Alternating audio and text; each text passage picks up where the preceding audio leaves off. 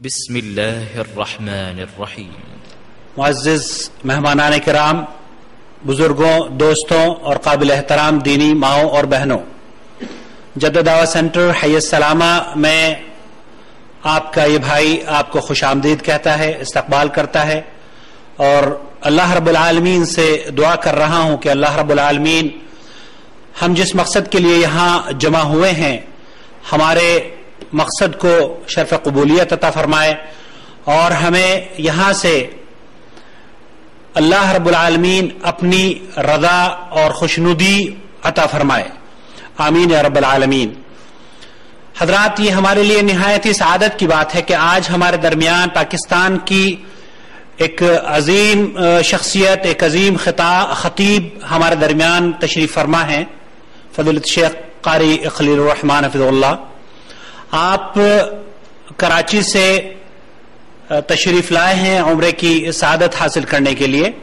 اللہ رب العالمین آپ کے سفر کو، آپ کے عمرے کو اور آپ کے تمام عبادات کو قبول فرمائے، اور آپ کے اس یہاں آنے کو جدہ میں ہم سب کو آپ سے مستفید ہونے کا شرف عطا فرمائے، آمین یا رب العالمین۔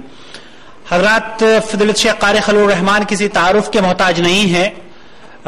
گزشتہ سال بھی آپ تشریف لائے تھے اور مختلف مقامات پر آپ کی تقاریر ہوئی تھی، جو کہ آڈیو کیسٹس اور ویڈیو کیسٹس یا وی سی ڈیز کے ذریعے پوری دنیا میں الحمدللہ اللہ تعالیٰ نے ان کو پذیرائی انہیں حاصل ہوئی ہے۔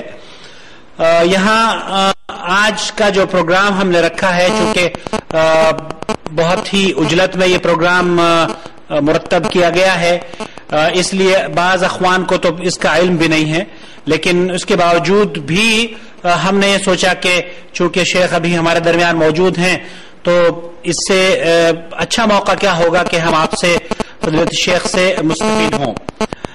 پروگرام انشاءاللہ تعالی اس کی نوعیت کچھ اس طرح کی ہے کہ فضیلت شیخ قاری خلیل الرحمن کا خطاب ہوگا، آپ قرآن خوانی، ایصال ثواب کے حکم کے بارے میں اور اس کی اسلام میں کیا حقیقت ہے وہ بیان فرمائیں گے۔ اس کے بعد جو سوالات اگر کچھ ہوں گے تو وہ سوالات فضیلت شیخ کے سامنے پیش کیے جائیں گے اور ان کے جوابات آپ سماعت فرمائیں گے۔ وعلیکم ورحمۃ اللہ وبرکاتہ۔ قرآن خوانی اور ایصال ثواب، اس کی شرعی حیثیت کیا ہے، اس عنوان سے انشاءاللہ اللہ رب العالمین کی توفیق سے میں چند باتیں آپ کے گوش گزار کروں گا۔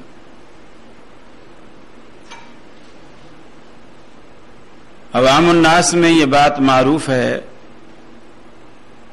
کہ جو کام اچھا ہو اسے کر لینے میں کوئی حرج نہیں، اگرچہ وہ قرآن و سنت سے ثابت نہ ہو۔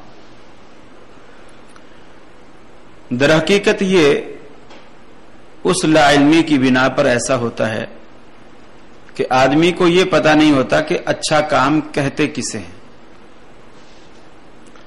قرآن و سنت میں اس کا پروف نہ ہونا اور پھر اس کام کو اچھا بھی کہنا، یہ دونوں متضاد باتیں۔ کچھ لوگوں کے ذہن میں یہ ہوتا ہے کہ میاں اسے اگر کر لیا جائے تو کیا حرج ہے۔ کچھ لوگوں کے ذہن میں یہ ہوتا ہے مانا کہ قرآن و سنت میں یہ بات نہیں ہے، لیکن میری تو نیت اچھی ہے، میرا تو ارادہ اچھا ہے، میں تو نیک ارادے سے ایسا کر رہا ہوں۔ میں انہی حوالوں سے کچھ بات کرنا چاہتا ہوں کہ آیا صرف نیت کا اچھا ہونا اور اس عمل کا کتاب و سنت میں موجود نہ ہونا کافی ہے؟ کیا حرج کہہ کر اس کو کر گزرنا اور کتاب و سنت سے دلیل نہ لینا کافی ہے؟ پھر اس کام کا اچھا ہونا اس اعتبار سے کہ میری عقل، میرے ذہن میں یا میرے معاشرے میں، میری سوسائٹی میں، میرے علاقے میں یہ کام اچھا گردانا جاتا ہے، اس لیے اچھا ہے اگرچہ وہ قرآن و سنت کے منافی ہو. کیا یہ کافی ہے؟ میں انہی چند ایک باتوں پر اپنی بات کو رکھوں گا، انشاءاللہ بات سمجھ میں آئے گی. پہلی بات کہ میری نیت اچھی ہے. حدیث میں آتا انما الاعمال بالنیات کہ تمام اعمال کا دار و مدار نیت پر. نیت ایک تعین ہے اس منزل کا آپ جہاں گاڑی لے جانا چاہتے ہیں. اب وہ اچھی ہے تو آپ اس منزل تک پہنچیں گے، وہ اچھی نہیں ہے تو آپ اس منزل تک نہیں پہنچیں گے. لیکن اس کی دلیل کیا ہے کہ میری نیت اچھی ہے. اچھائی اور برائی کا معیار کیا ہے؟ نیکی اور بدی کا معیار کیا ہے؟ حضرت عبداللہ بن رواحہ رضی اللہ تعالی عنہ رسول اکرم صلی اللہ علیہ وسلم کے بڑے جلیل القدر صحابی ہیں.